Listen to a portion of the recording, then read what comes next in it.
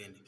Webale nnyo webalirira mukwano gwange mutaayi Magoba Profit olw'okunkasukira nate akagubala ak'ebbuuda n'ayimba n'enderuka ng'afunye ow'eddanzi. Ekyamazima njagala okubategeeza nti byansi byamulaga tebigwamu nsununu ate ng'amasenge g'omuyisa tegaggwamu mwenge. Nze musisi Bosa Geoffrey MUNNABUSIRO nkonge amufule Tabeera teyatirimu kiwoowoolo munyogwavu atalina mazzi talya ndi saafu kuba ndi mwana wa bambejja omukenfu mu lulimi lwa Ssaabasajja era Ssaabasonyiwaamu kaluwoomya okwetoloola ssengendo nnabulamu. Olw'okuba nti nno bw'olwiza olugembya ku Kyannalugoba lukala nange sijja kwanda akalaza oba okudeebadeeba nga nsangira mu bigambo ng'ekimwa ky'omugole.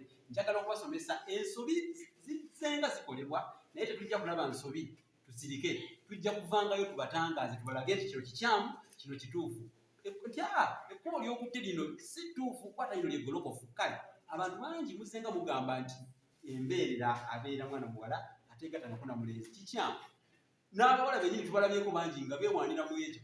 Nze nno ndaba nze ndi Mbeerera. Embeerera ogimanyi, olwaliro ngenda kubamala emyaka kabotongozaalo gw'omuluvu era mbamale akajja. Njagala olwaliro mukinnyonnyoke. Embeerera kikozesebwa ku nsolo, ensolo etannaba kulinnyirwa y'eyitibwa embeerera. N'olwekyo omwana ow'obuwala toddamu okugamba banno n'okwewaanira ku mulenzi yenna ng'omugamba nti nze ndi Mbeerera. Mugambe nti nze ndi nteeka kubanga embizzi ey'omu nsiko Mbeerera, embizzi ey'awaka Mbeerera. Kakati ate naawe omuwala ogambe nti ndi Mbeerera kikyamu. Gamba nti ndi nteeka ng'omulenzi togamba ekyo, omulenzi ebeera Ndawule.